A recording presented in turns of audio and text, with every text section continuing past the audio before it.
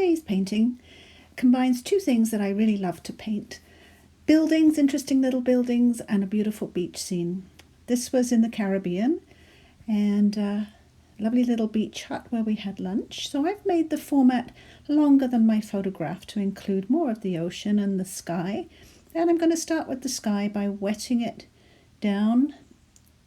I've actually masked off the roof of the hut and the umbrellas so that I can do this wash without being too careful. I'm going to mix ultramarine blue with phthalo blue and gently stroke that down into the wet sky. And I'm going to leave quite a few white areas for those fluffy Caribbean clouds. I did try this sky on dry paper and abandoned that one. I didn't like the effect that I got, so I turned my paper over and redid the sky on the other side of the paper, redrew the hut. And you'll see, sometimes during the video, you'll see me using the one that I started with. A little bit of Kleenex just to soften up and dab out a little of the paint in the clouds. And I'm going to get much lighter towards the horizon. I'm adding some water to my blue mix, phthalo blue and ultramarine. And then I'm going to suck up a little bit of that paint with a thirsty brush. Just soften those clouds. And I must remember that between the struts on the patio of the little building where we had lunch, little bar, it's a beach bar with a restaurant on one side and a bar on the other, called The Nest. And I'm just doing the sky between the struts on the patio there. Important not to forget little things like that. Now I'm mixing up raw sienna with a little bit of burnt sienna, and I'm going to do the sand. I want both the siennas. I want the raw sienna for most of the sand, the sunlit sand, and then I'm going to use the burnt sienna for some shadows, a little bit of contrast with the bright sunny sand. And remember, whenever you use watercolours, they dry much lighter than you see them. You can see the sky on this one is the first sky I did on the dry paper that I didn't like. And I went ahead and continued with the painting and then didn't like it and started over. So I'm very, very light mix for the sand. I want it to look very sunny. And I will be putting shadows in later, which will give more sunshine effect to everything. Now, the sky and the sand have to be perfectly dry before you put in the ocean, or it will bleed into both of them. And you can use, I have a colour called cobalt teal, which I love to use for the ocean. Or you can mix a little bit of phthalo green and a little bit of phthalo blue, or a little bit of iridium with phthalo blue, and water it down, dilute it quite a bit, or your ocean is going to be much too dark, too intense. So you want it to have a nice light look to it. And in this first painting that I did with this sky I didn't like, I hadn't masked out the umbrellas in the beach hut, so I had to paint very, very carefully around them. I decided when I did the second one it was probably easier to mask those little bits. Now, this lovely little beach hut restaurant had lime green and yellow on the paintwork. I'm just going to stick to lime green. This little drawing is way too small to be differentiating between yellow and lime green, so I've mixed a very intense lime green there. I like my Azo Yellow. I've just mixed it with a little bit of green and putting in the paintwork.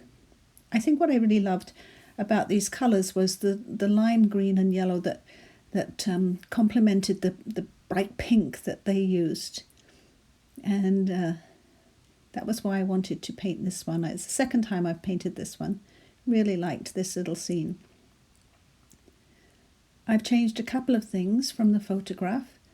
I've put a much nicer palm tree behind the restaurant instead of the very straggly, messy tree that was there.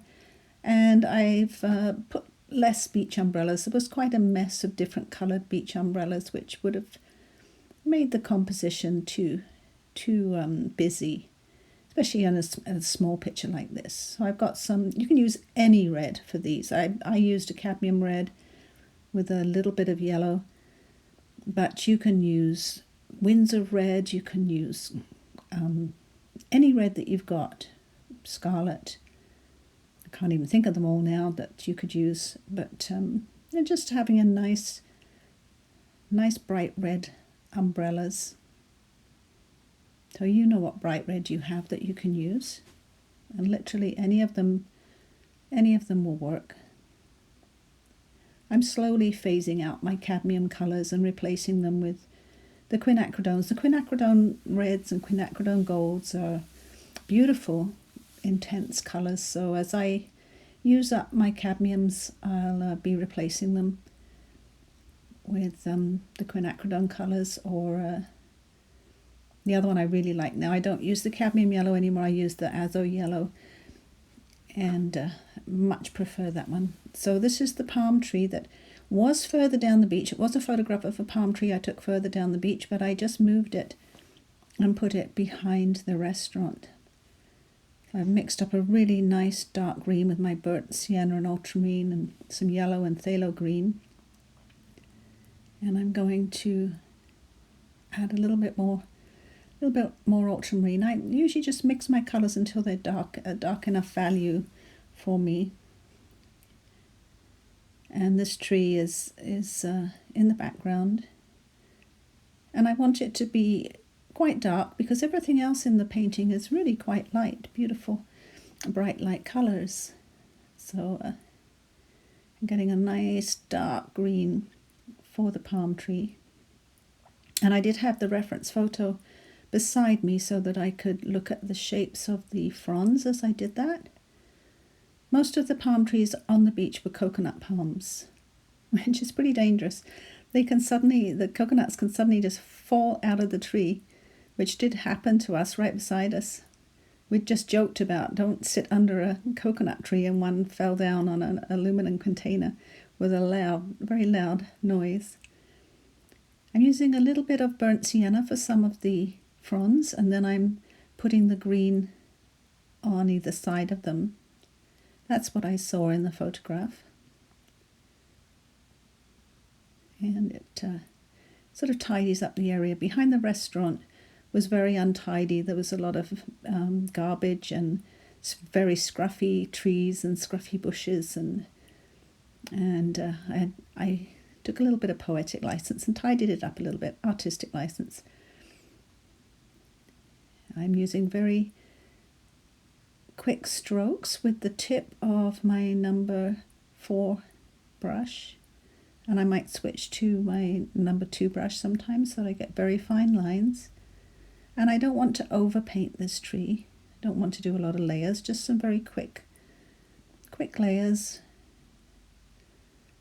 and nice and dark in the background, and don't fill it up too much. Make sure you have some of your blue sky showing through to keep it nice and open.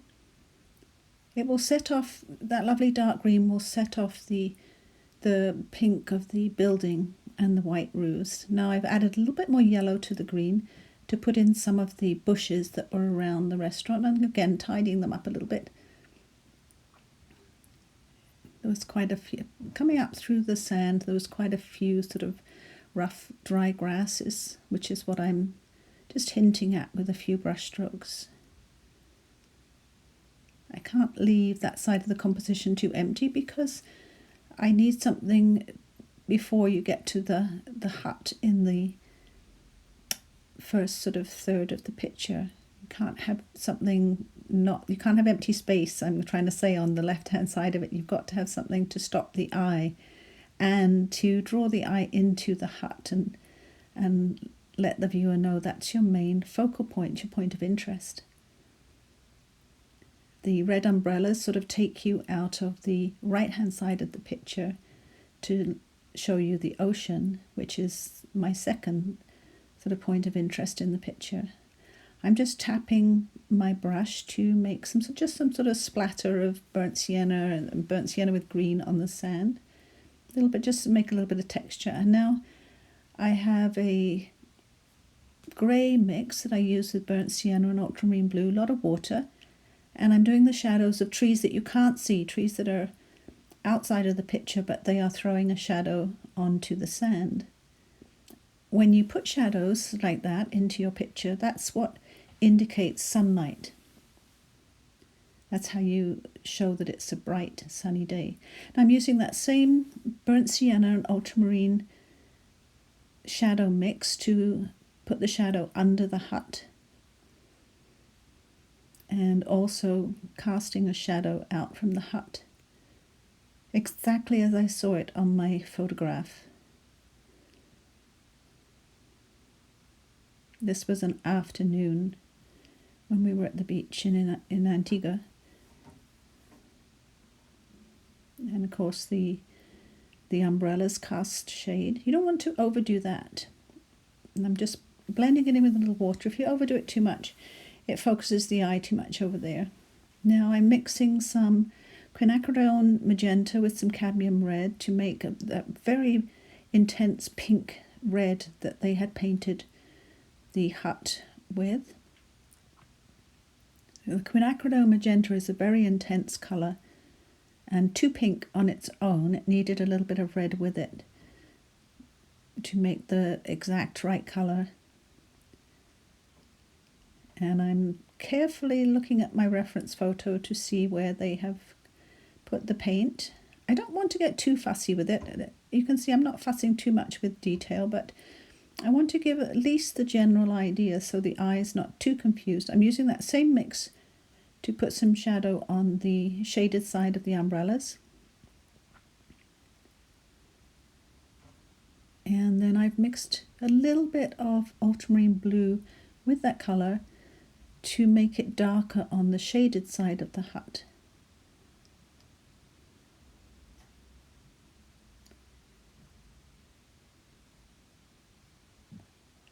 And where it went underneath onto the patio.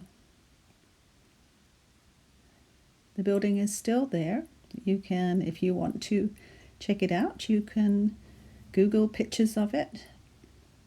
The nest on Valley Church Beach, Antigua. Now, underneath the hut was very dark, so I have mixed ultramarine blue with some phthalo blue and sepia and some burnt umber to make a very, very dark grey. And I'm putting that underneath the hut. The legs of the hut were a lovely turquoise blue. I used a phthalo blue, or you could use a cerulean blue with phthalo blue for the legs of the beach hut.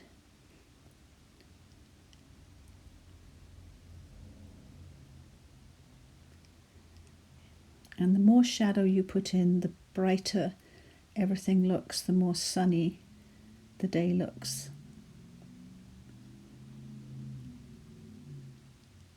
And the reason I used the painting where I didn't like the sky, this was the sky I didn't like, I did it on dry paper, is that I did this whole video, I painted this whole video before I decided I didn't like that sky, and it was very difficult to do. And I turned the paper over and redid it, but I didn't want to film a whole new video. I just filmed the sky part, which is why you're seeing that. I put some shadow under the roof.